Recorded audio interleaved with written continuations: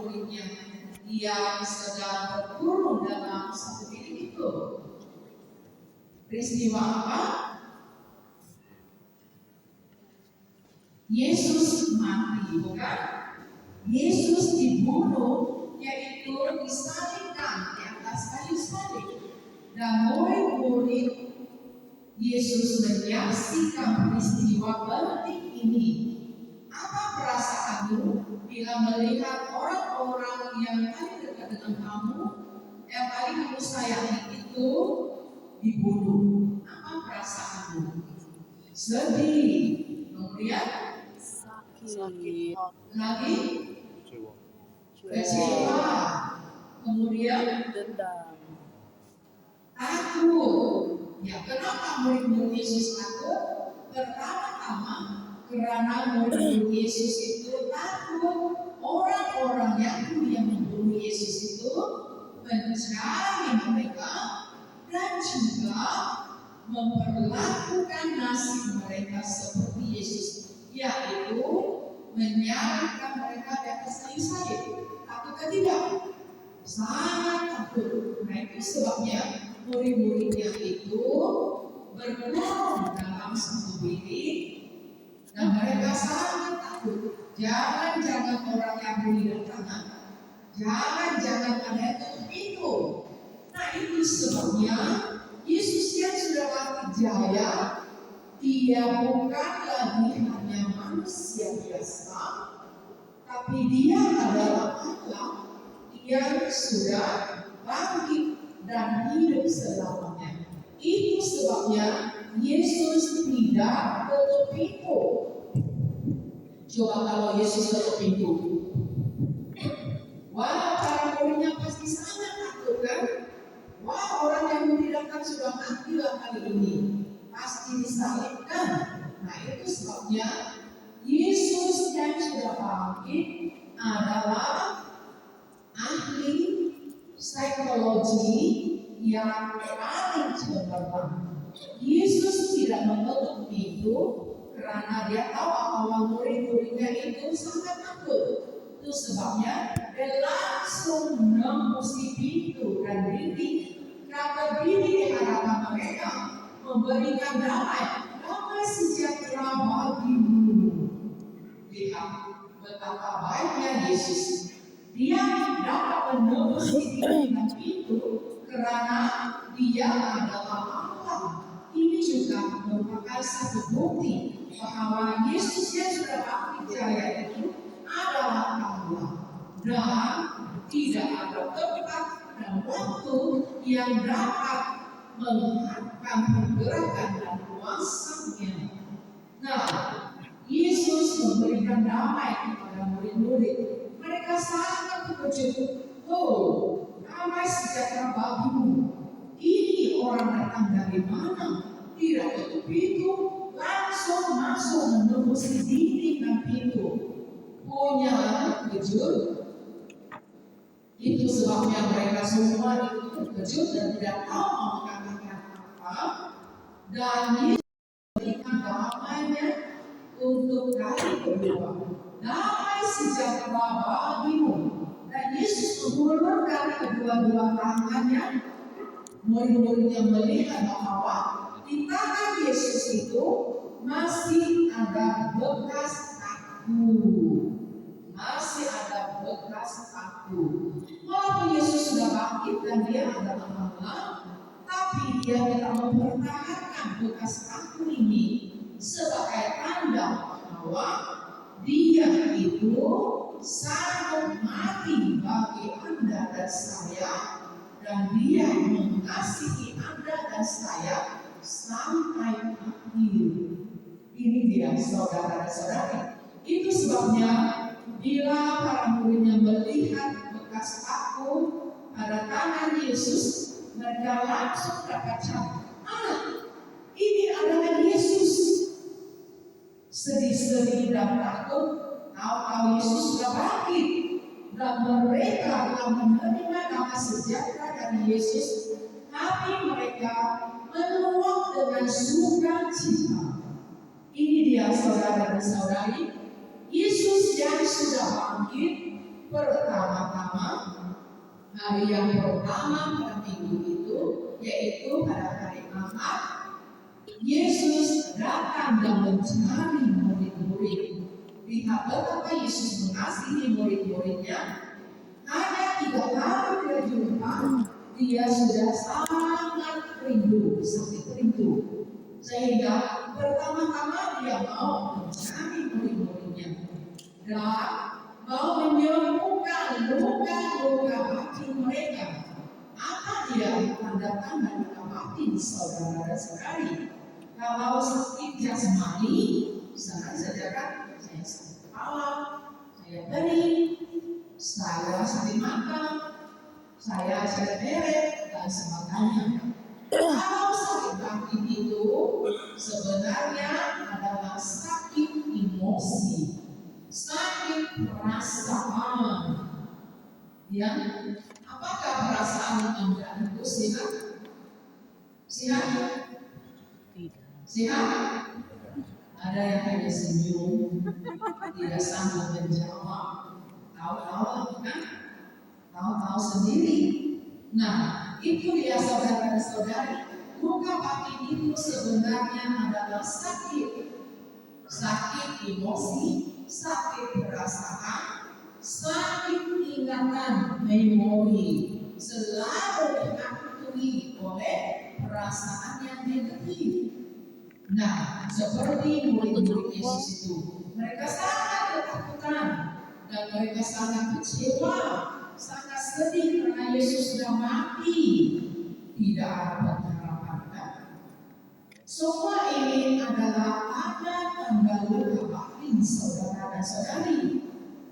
Nah, bila Yesus datang memberikan damai, hati mereka penuh dengan damai dan diikuti dengan sukacita. Bagaimana kita tahu bahwa murid-muridnya penuh dengan sukacita bila mereka bertemu dengan Yesus yang sudah bangkit? Yaitu berikutnya, Thomas waktu itu tidak ada bersama mereka. Mungkin dia sangat kecewa, sangat sedih, sehingga dia pergi jalan-jalan. Dia tidak mau dikurung dalam bilik itu. Bila Thomas sudah balik dari luar, murid-muridnya itu masih penuh dengan sukacita dan dari jauh sudah kaget. Thomas sini, kami sudah jumpa Yesus. Tadi dia datang. Nah, itu dia. Tapi Thomas jawab dengan sikapnya tidak acuh. Saya tidak percaya selagi saya tidak jumpa dia.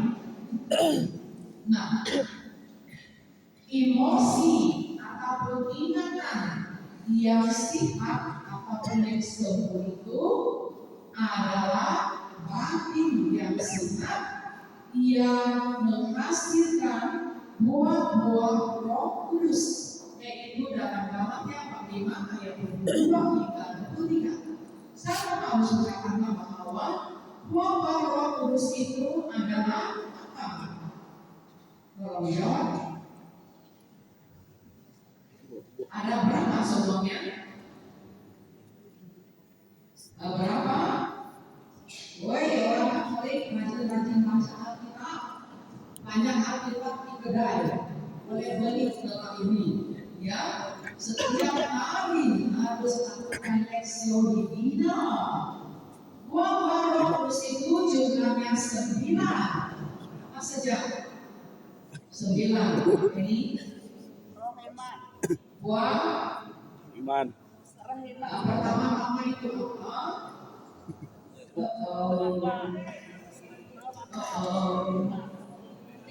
kasih, sukacita, damai sejahtera, lagi kesabaran, kebaikan, kemurahan, kerendahan hati, kesetiaan, dan penguasaan diri. Apakah ada buah-buah itu? Nah, saudara-saudari, seharusnya hidup kita sebagai orang Katolik yang sudah dibaptis menghasilkan buah-buah Roh Kudus ini. Tapi yang bertentangan Buah Roh Kudus adalah kasih. Apanya? Lawannya? Kasih lawannya? Benci. Ya, benci. Saya tidak mau mengampuni dia. Itu dia.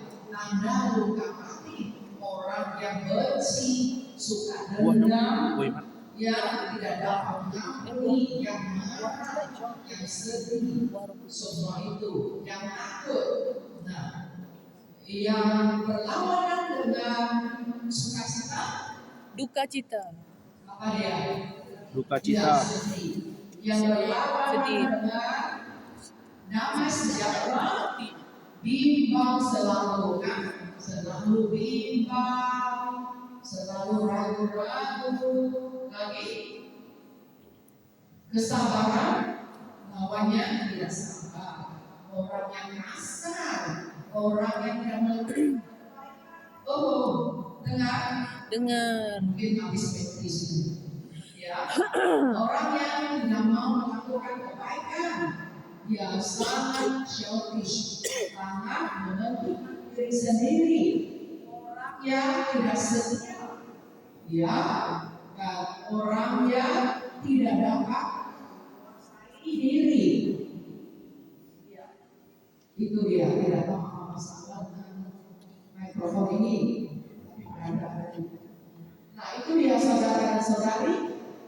Semua ini adalah tanda-tanda luka batin.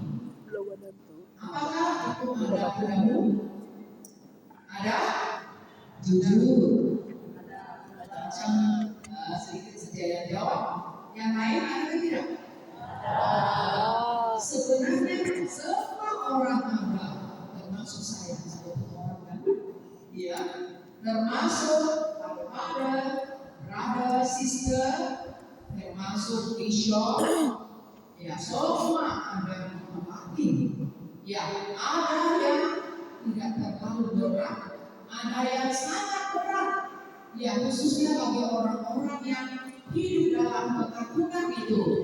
Orang yang luka batin itu hidup di dalam lingkungannya sendiri. Ya, selalu berada dalam ketakutan. Kalau kita hidup dalam ketakutan, berarti itu melawan hidup Kristiani kita. Karena kita seharusnya menjadi orang yang beriman dan percaya, kan? Tapi orang yang luka batin itu salah satunya itu ketakutan. Saya takut. Saya takut mau jalan sendiri. Mana imanmu? Saya takut dalam kegelapan. Mana imanmu? Bila Yesus selalu menyertaimu, kan? Tapi satu orang hidup, saya takut loh. Saya mau pasang aku 24 jam. Sebenarnya itu belum lagi ia menghayati hidup Kristiani sebagai orang yang beriman. Nah, saudara dan saudari, tahu bahwa dalam seluruh Alkitab itu ada berapa kali tercatat jangan takut.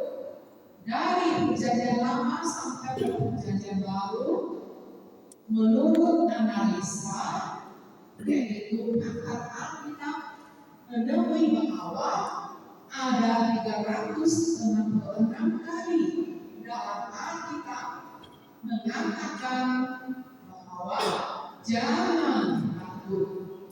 Itu dia. Kenapa 366 kali, saudara dan saudari? Masih ingat Yesusnya sudah bangkit, yaitu dalam Injil Matius 48 ayat 20. Yesus sudah mau naik ke surga. Dia mengatakan ini pada murid-muridnya, jangan takut, aku menyertaimu sampai pada akhir zaman. Ya, jangan takut, aku menyertaimu setiap hari sampai pada akhir zaman. Setiap hari saudara dan saudari, itu janji Yesus yang sudah bangkit sebelum naik ke surga. Dia janji akan menyertai kita setiap hari sampai kita mati. Satu tahun itu ada berapa hari saudara dan saudari? Berapa? 300. Semua sudah berkesempatan, semua sudah pasti sepuluh yang soal menengah sudah tahu. Satu tahun berapa hari? 365 dan 1/4 hari. Jangan lupa. Itu sebabnya aku keempat itu setiap 4 tahun itu ada 366 hari. Nah, apa yang kita sudah pelajari di sekolah itu semuanya itu dapat dipakai, diterapkan dalam hidup Kristiani. 365 Yesus 66 Ia menyertai kita setiap hari sampai kita mati. Ya, nah, analisa seluruh Alkitab itu ada 366 kali Tuhan mau mengatakan pada kita jangan takut. Nah, berarti untuk setiap hari itu Yesus mau katakan kepada Anda dan saya, jangan takut, aku menyertaimu sampai ya, waktu mati pasti lebih penting lagi kan? Dia sampai waktu kita mati. Sebenarnya artinya selama-lamanya. Itu dia saudara dan saudari. Saya katakan bahwa Yesus yang sudah bangkit itu sangat rindu agar kita disembuhkan dari luka-luka batin. Karena luka-luka batin itu menghambat, yaitu buah-buah Roh Kudus, membuat hidup Kristiani kita ini cacat atau lumpuh. Orang yang lumpuh tidak dapat berbuat apa-apa. Kita lihat bahwa Yesus dalam Injil itu banyak kali menyembuhkan orang-orang yang lumpuh. Nah, sebenarnya ada kelumpuhan yang lebih serius, yaitu kelumpuhan batin kita. Karena bila batin kita lumpuh, itu juga mempengaruhi roh kita. Ya, memang semua itu ada kaitan. Ada tubuh jasmani kita dan di dalam hati kita itu adalah batin kita, perasaan kita, ingatan kita, pikiran kita, dan masih ada bahagian yang lebih dalam lagi, yaitu roh kita. Ya, contohnya sangat sederhana. Bila kita marah, tekanan darah kita jadi tinggi kan? Wah, itu menyebabkan sakit pada bagian jasmani. Nah, ada dokter ini di antara kita, dan ada guru-guru, dan mungkin juga ada juru rawat, ya, ada guru-guru yang mereka juga. Jadi, bila hati kita sakit, itu juga mempengaruhi badan jasmani kita. Ada orang selalu sakit badan, selalu pening, selalu sakit kepala, tapi pergi ke dokter tidak dapat menemui akarnya. Nah, besar kemungkinan itu ada kaitan dengan penyakit atau luka batin kita. Nah, bila batin kita sakit, yaitu marah, itu juga mempengaruhi kesehatan roh kita, yaitu kemarahan sebenarnya adalah dosa, 7 dosa pokok. Masih ingat 7 dosa pertama? Ya sudah ada di dalam diri kita karena kita adalah keturunan Adam dan Hawa. Sudah dibaptis, semua dosa sudah diampuni, namun kita ada kecenderungan untuk melakukan dosa. Sedikit-sedikit mau menerangkan, ya sedikit rugi, sedikit jadi sombong, sedikit malas. Banyak lagi lah, 7 semua itu. Nah itu dia. Jadi Yesus yang sudah bangkit mau menyembuhkan luka-luka batin kita. Ya, sebelum dia mati, Yesus banyak melakukan mukjizat penyembuhan, yaitu terhadap sakit jasmani. Orang lumpuh disembuhkan, terus berdiri dan berjalan, dan orang mati pun disembuhkan. Namun Yesus yang sudah bangkit itu pertama-tama mau menyembuhkan luka batin kita. Ya, jangan lupa. Karena luka batin adalah hambatan. Baik, kita pergi ke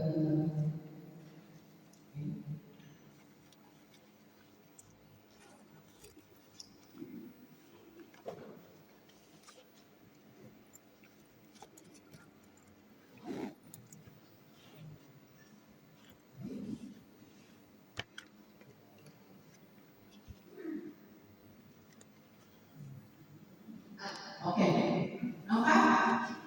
Iya, luka batin di kaki orang itu. Apa dia? Luka batin yaitu sakit pada bagian ingatan.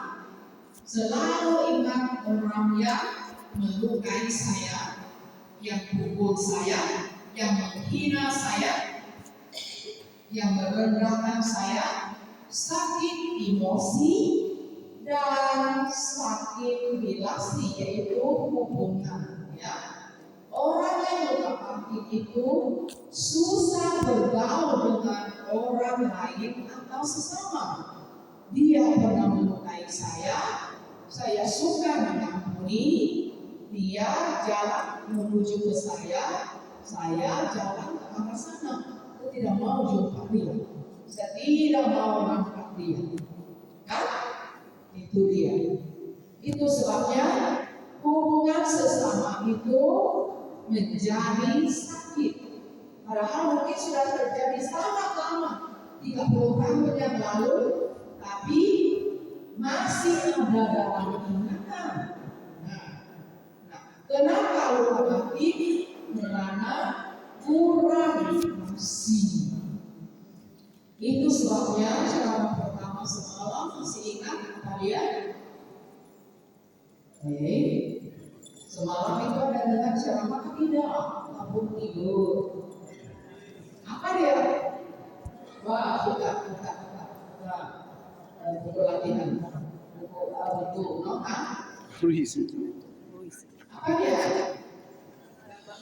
Cinta kasih Allah yang menyembuhkan. Itu dia. Kita dilukai karena kurang dikasihi atau kurang menerima kasih.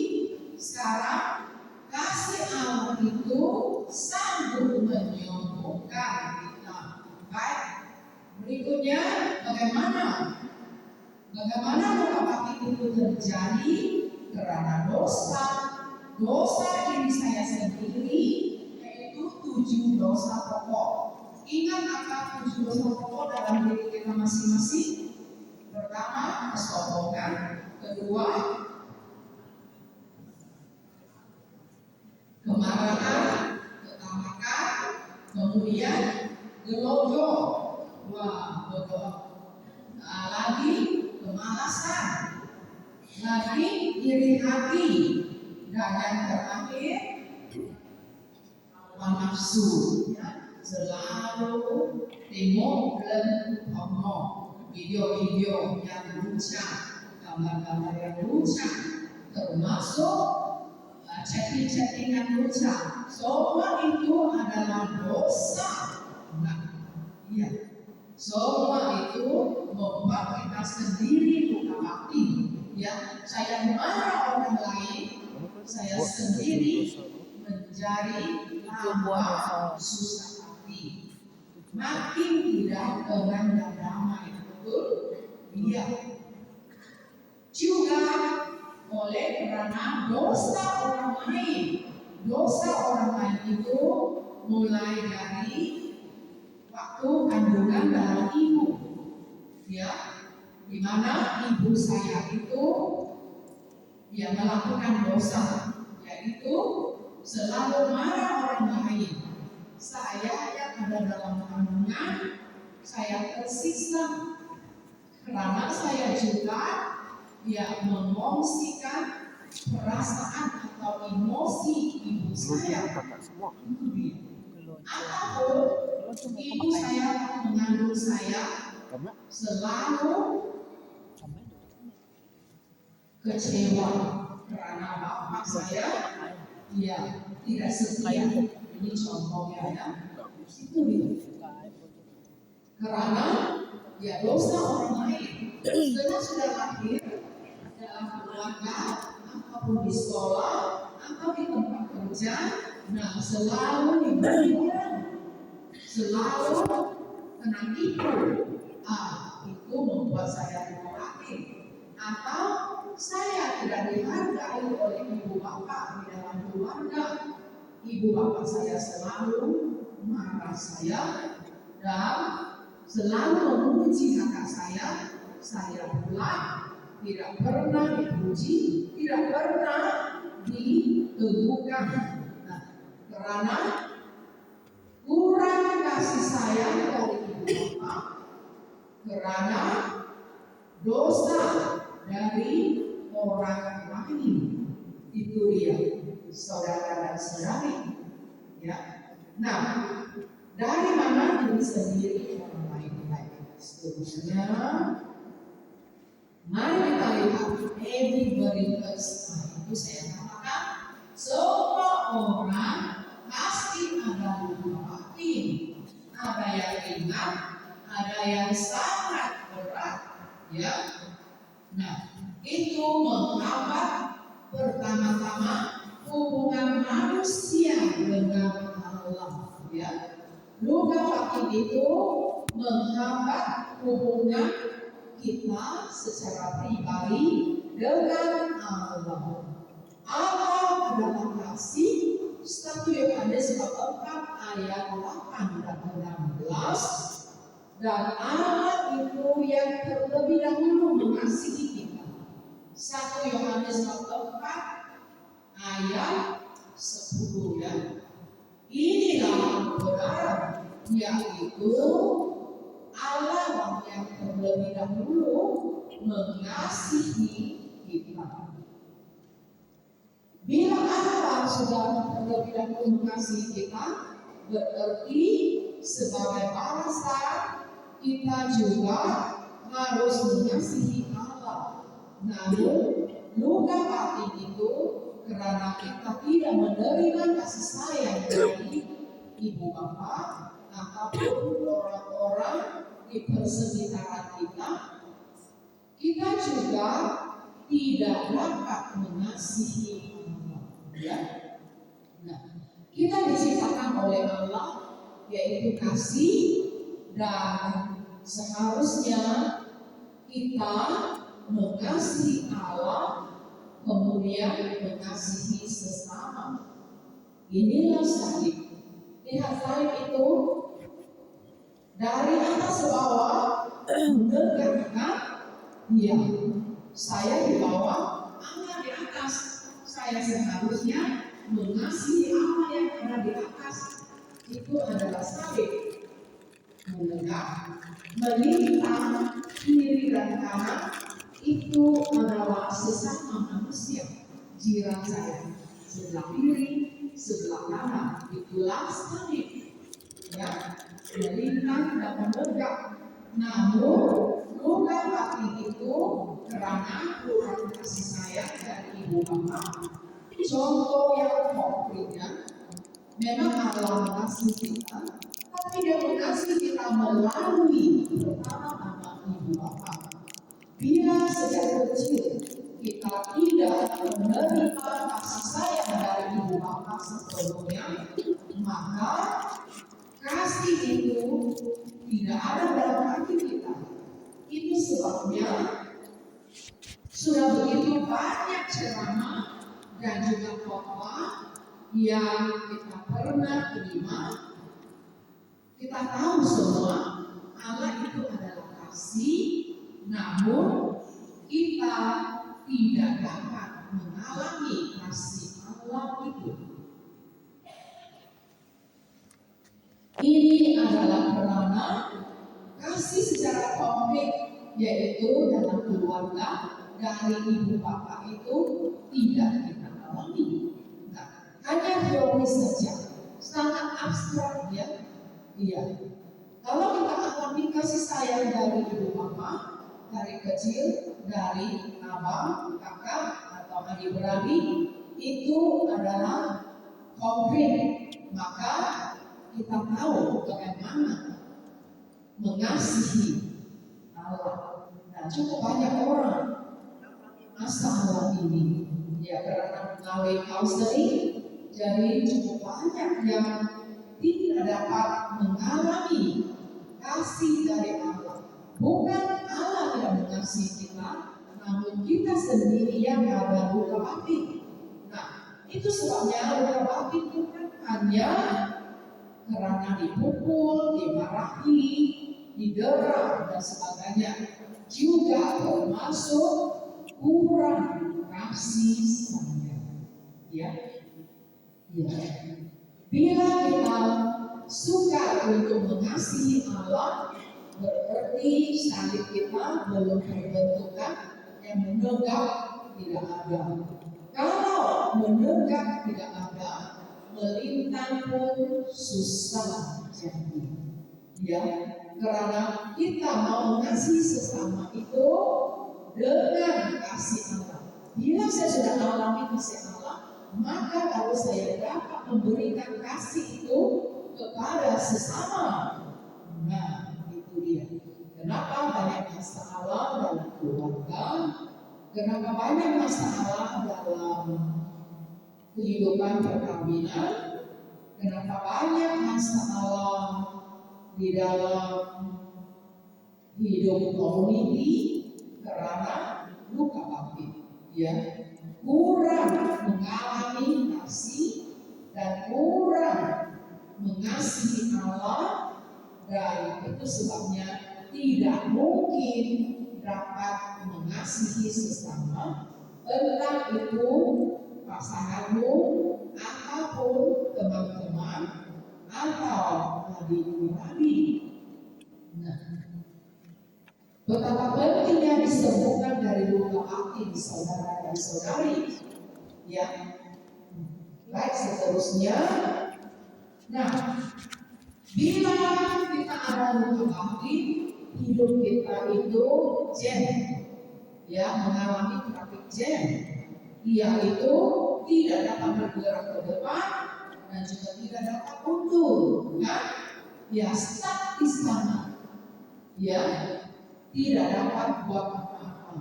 Sedangkan rohani kita yang sehat haruslah terus maju, ya, terus bergerak ke depan.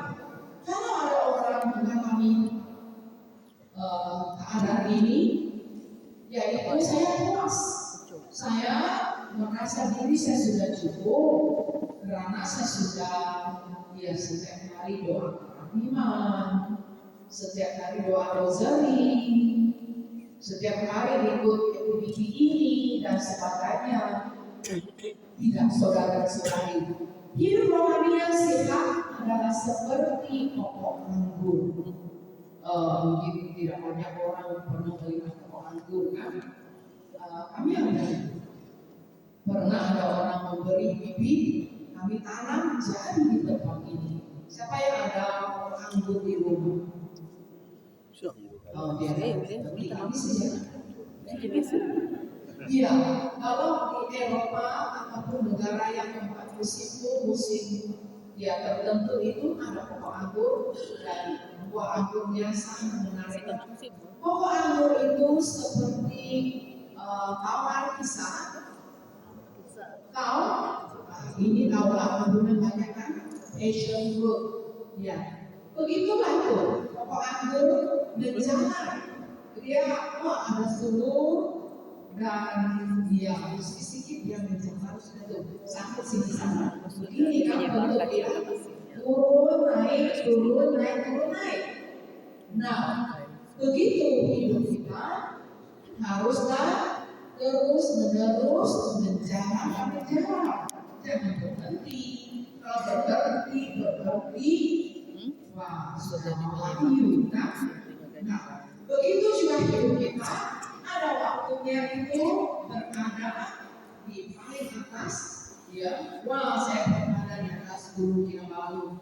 Betapa Allah mengasihi saya, betapa bagusnya hidup ini. Tapi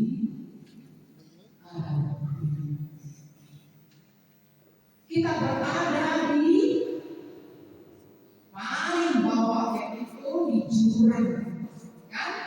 Di jurang yang paling dalam, ya gunung puncaknya sekarang paling bawah yaitu di bawah jurang. Begitu hidup kita saudara dan saudari.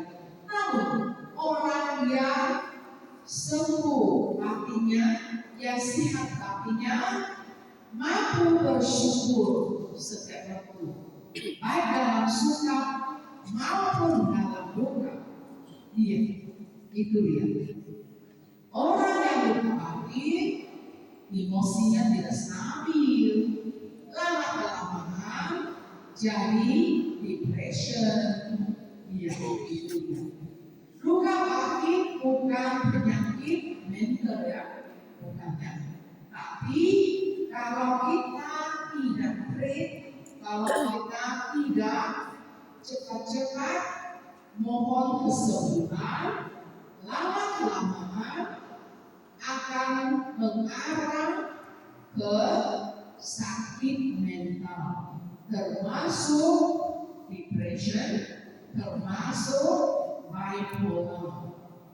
Ya, tahu bipolar kan? Dua pola itu emosinya tidak stabil, ya mood swing dan banyak lagi anxiety. Wah hari ini banyak orang-orang muda itu anxiety, kan? Iya, terlalu banyak pengaruh dari media sosial dan juga keadaan dunia ini. Ya, mudah-mudahan sudah anxiety, depression sangat kasihan. Tahu ada seorang wanita 30-an, dia sudah ada anak kecil 2 orang. Waktu itu dia punya penyakit, ya yaitu bipolar, ya orang semenanjung itu.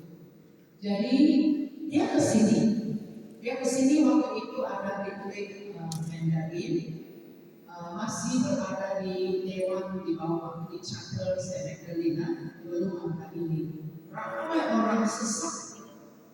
Saya di depan memberi ceramah, dia di belakang menumpahkan tangan ke atas kepala suaminya. Sejak dia ketawa, sejak dia menangis, ini sangat keruh keadaan dia, dan juga dia sudah cukup lama akan obat. Memang dokter bilang tidak boleh berhenti karena penyakit bipolar ini ya. Lalu memang saya sudah janji dengan dia, kamu datang sudah ikut retreat tinggal di sini untuk retreat pribadi. Nanti saya akan mendoakan kamu dan juga memberikan counseling. Jadi akhirnya dia tinggal untuk beberapa hari. Saya memberikan dia counseling dan juga mendoakan dia. Jadi dia sangat tidak stabil, tapi tahu apa yang terjadi? baru 2 hari suaminya dulu pulang karena dia harus tinggal di sini. Nah, 2 hari setelah itu dia tinggal di sini, dia tiba-tiba bilang saya tidak boleh obat. Ayo, dokter bilang tidak boleh berhentikan. Iya, tapi saya tidak mau makan sudah. Saya sudah sehat, dia bilang. Saya pun, ya biarkan dia makan. Dan betul-betul dia sehat. Dan dia sembuh. Dan dia memberitahu suami dia, karena suaminya belum lagi perkawinan waktu itu. Saya sudah berhenti makan obat. Saya pun ada teks suami dia, harus kasih laporan kan. Istri kau itu berhenti makan obat. Ayo, mana boleh, dokter bilang tidak boleh berhenti itu. Dia sudah berhenti dan dia sangat sehat. Begitu dia jadi sembuh. Itu dia, saudara dan saudari, sungguh tidak ada yang sakit, walaupun ya dokter dia sudah memberitahu bahwa penyakit ini tidak akan sembuh, harus makan obat seumur hidup. Tapi bagi Yesus tidak ada yang mustahil. Amin. Amin. Puji Tuhan. Ya, saudara dan saudari, mari kita teruskan. Kedua, bukan batin disebabkan karena dosa pribadi maupun orang lain sudah saya jelaskan. Dan ketiga, ya, luka batin menghambat perkembangan hidup dan kepribadian seseorang dari segi iman. Kau tahu itu ada orang, saya terus sejarah, ini seorang father. Iya, bila dia datang konseling dia bilang, sister, saya itu takut sedang menguburkan orang lain. Setiap kali sudah menguburkan orang mati, saya pulang, saya selalu terbayang-bayang, saya takut. Ini sangat bertentangan dengan iman kita kan? Iya. Ya kita mengajarkan orang, ya jangan takut, harus beriman pada Yesus yang sudah bangkit jaya. Tapi kita sendiri selalu takut. Nah, itu dia. Ada luka batin. Kemungkinan waktu kecil ada orang mati dan kita pernah melihat orang mati. Nah, dan tidak ada orang besar yang mengatakan bahwa orang ini sudah dipanggil oleh Tuhan akan menjaga dia. Nah, ada lagi orang yang ini benar-benar terjadi. Seorang ibu 50-an, 60 tahun, dia datang ikut retreat menyemangati di sini. Ya, tentu berbagai ketakutan.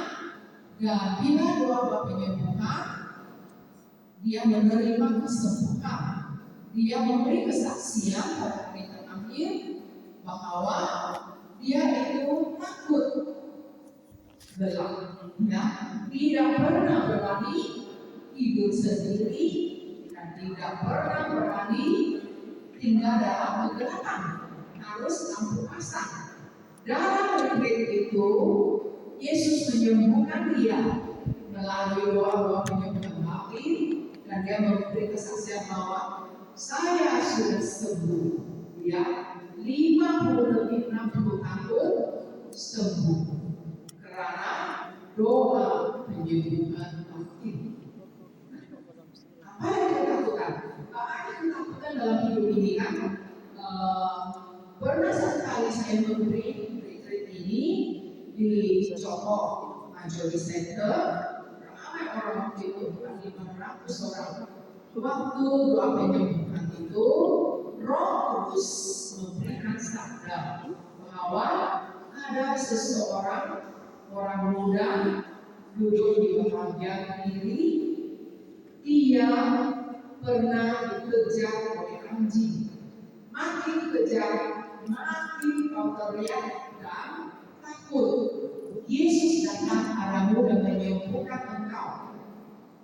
Dan saya tidak tahu siapa. Memang itu bukan sabda saya kan. Saya hanya memimpin doa-doa itu. Roh Kudus yang memberikan sabda itu. Saya hanya mengungkapkan sejak itu hari Sabtu, malam hari Sabtu seperti malam ini kamu akan alami doa-doa penyembuhan batin. Hari hari Isnin saya masih di Johor dan saya mau pergi ke tempat lain dan orang ini datang dan dia pergi ke rumah seseorang, rumahlah untuk yang mengambil rumah ini. Dan setelah itu bila dia jumpa saya memberitahu sister, saya sudah sembuh. Ya, seorang pemuda itu masih ingat dia kurus-kurus. Saya itu takut anjing, sangat takut. Jadi satu malam itu Roh menyembuhkan pada saat mengatakan bahwa ada orang duduk di sini pernah dikejar anjing, makin lari, makin takut, makin kejar. Saya itu. Saya sungguh alami itu adalah saya. Tadi saya pergi ke rumah dia, rumah itu. Di rumah dia ada anjing besar. Sebelum itu, kalau saya belum sembuh, saya pasti takut dan lari. Tapi tadi itu saya sangat tenang, saya tidak takut. Itu dia, saudara-saudari. Disembuhkan ya oleh Yesus. Baik. Nah, selain dari itu, luka-luka batin juga mempengaruhi kepribadian kita, our personality. Nah, ada orang kelihatan sangat yakin dirinya, dia boleh dia bercerita ataupun menyampaikan sesuatu dengan penuh keyakinan. Ada orang yang takut dan malu. Itu dia. Bila dari kecil orang itu menerima kasih sayang yang cukup dari ibu bapa dan juga anggota keluarga, menerima penemuan, selalu ditemukan, selalu dipuji, maka pribadinya biasanya adalah optimis, ya, positif thinking, ya. Orang yang dari kecil selalu dikritik dan tidak pernah ditemukan atau dipuji, sudah menjadi dewasa, pribadi itu biasanya pesimis, ya, selalu negatif thinking, tidak yakin diri, dan itu menghambat perkembangan kepribadian dan juga perkembangan bakat. Nah, kita selalu bilang harus curi bakat, ya, di gereja juga sama. Namun